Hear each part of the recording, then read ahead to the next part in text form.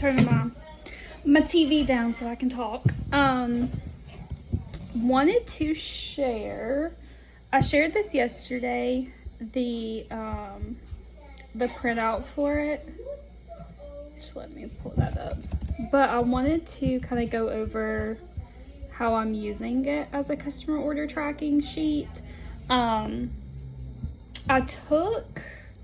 I want to say it was Johanna Luna's, and just tweaked it for how often I follow up with my customers, and just to make the sheet kind of make sense for how I use it with my customers.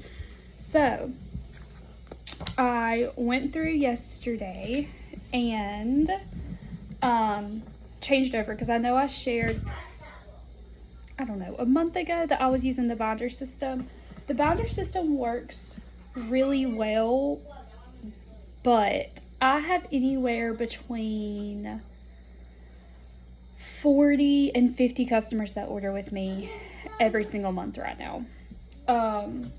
So that was a lot of paper, and it was really hard to keep up with all the paper and then track when someone reorders, because when they reorder, I wanted to start the process kind of like all over again.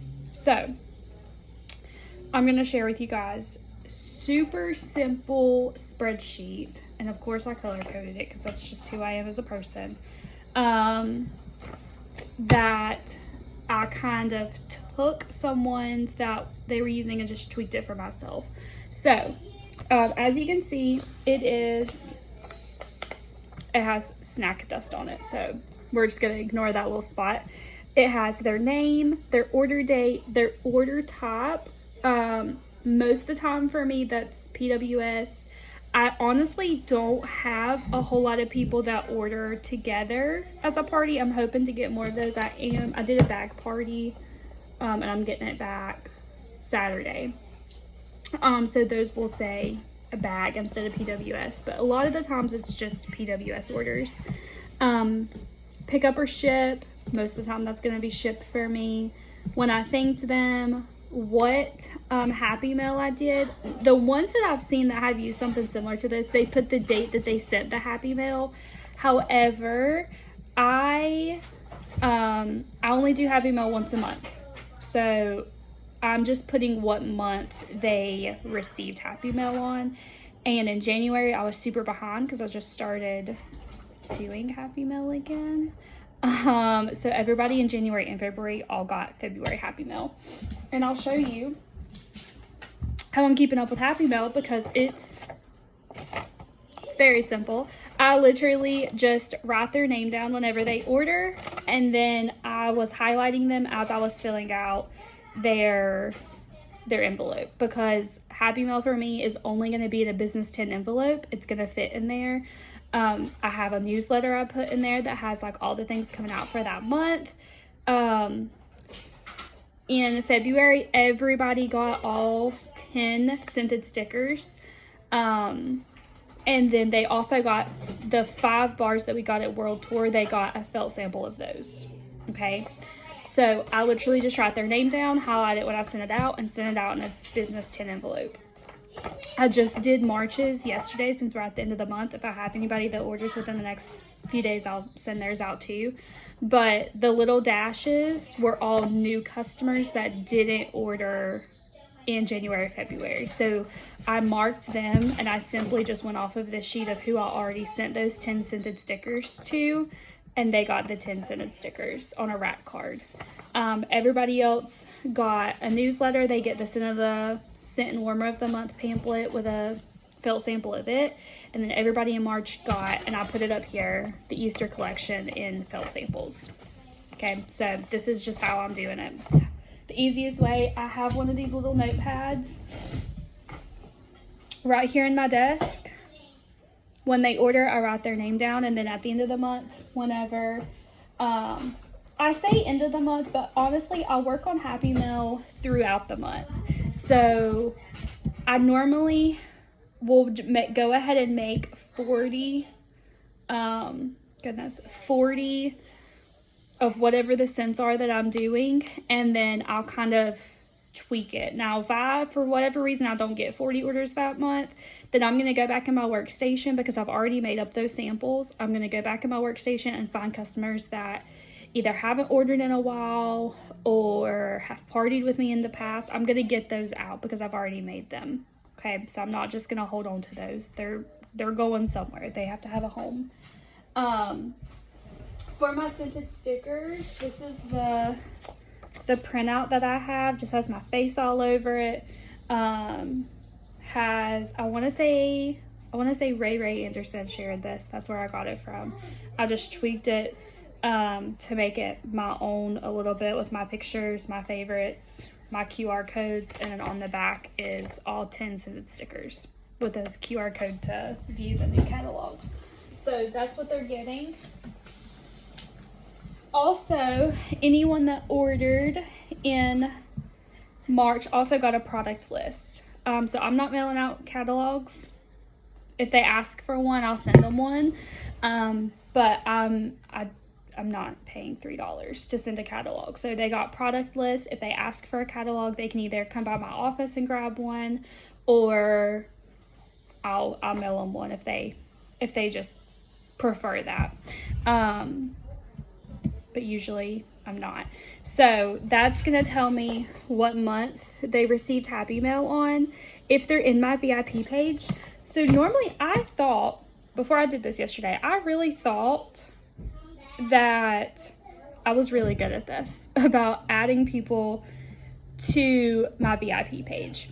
Just by doing this, I added probably 12 customers to my VIP page yesterday. So if they're in there, if they're blank like that, that means we're not even friends on Facebook. So I found them on Facebook.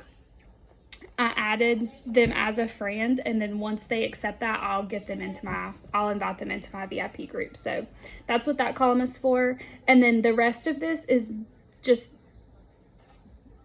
checking in. So expected delivery, 1 week, 1 month, 3 months, and 6 months. That is how I do my follow-ups. I message them once they receive their order to make sure everything is good. They don't have any questions, nothing came in damaged or broken or is missing or any of that. And then I follow up with them in a week. I follow up with them in a month. I follow up with them at 3 months, and then 6 months. Okay. And I do not ever ask for another sale. And this is, everyone does it different, but I do not ask if they need a refill on something until that 3 month mark. Like just coming right out and saying, hey, I'm putting in a bulk order this week. Do you need anything? Expected delivery is a super quick message. Hey, I saw that your product's delivered. Do you have any questions? Did everything arrive safely? 1 week is, hey, how are you liking those new products? Do you have any new favorites? Just asking them what they thought. 1 month is a, hey, did you get my samples that I sent you in your Happy Mail? What did you think? Which one was your favorite? 3 months is, hey, I've seen it's been a little bit since you've ordered. I have a bulk order going in. Do you need me to grab anything for you? And then 6 months is, hey, we have a new catalog. Take a look here. Let me know if I can snag you anything. Okay, so I'm not asking for a reorder until that 3 month mark. And that's completely personal preference. I know some people are like, what? You have to ask them at a month. No, because I stay in constant communication with my customers on Facebook, on my VIP group, in emails. If they need to order, I'm reaching out to them in other ways. But directly, I'm not asking them for a reorder until that 3 month mark. So the colors, all of these are just color coded just so my brain can kind of know like what I've done. But then the blue, as y'all see over here, they get marked blue all the way across whenever they reorder. Okay, so these are customers that have already reordered. And after I did this yesterday, I have four pages of customers that are in there. So as you can see, like on this page, all of these customers have reordered. Some of them, it's even their second reorder. Whenever they reorder, I just go to my very last sheet and start it over again and fill it out. Okay, if the expected delivery has not been filled in yet, it's because it hasn't shipped. Okay, once it does the expected delivery, normally I'll check in with my customers and I will just provide them with shipping, because even though Scentsy even though Cincy sends them an email that says, hey, your order is shipping, carrier tracking, I get so many customers that will message me and they're like, hey, do you have an update on my order? Well, I do. It's the same one that you received, but let me go ahead and grab that for you because not everyone checks their email. So if they message me, I'm usually ahead of the game and I'll just message them. But that is how I'm doing it. It's very simple. It's very clean. It's not cluttered. And then my Happy Mail, I'm just keeping up literally with a sticky note, a notepad, writing it down, writing what samples I give them. And then that way when I follow up with them and I look at this and I say, okay, they got Happy Mail in February and it's time for me to follow up with them around 1 month.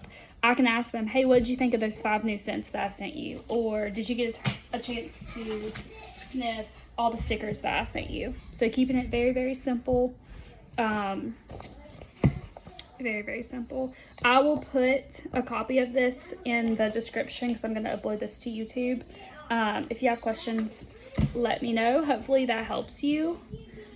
Follow-up shouldn't take a whole bunch of time. Shouldn't be. The hardest thing for me yesterday, seriously, by doing all this, was taking it from my binder system of where I was literally printing out every single order and redoing it, putting it on here, and my hand cramping because I was writing so much. So literally the hardest part about doing this yesterday was my hand cramping from writing all this.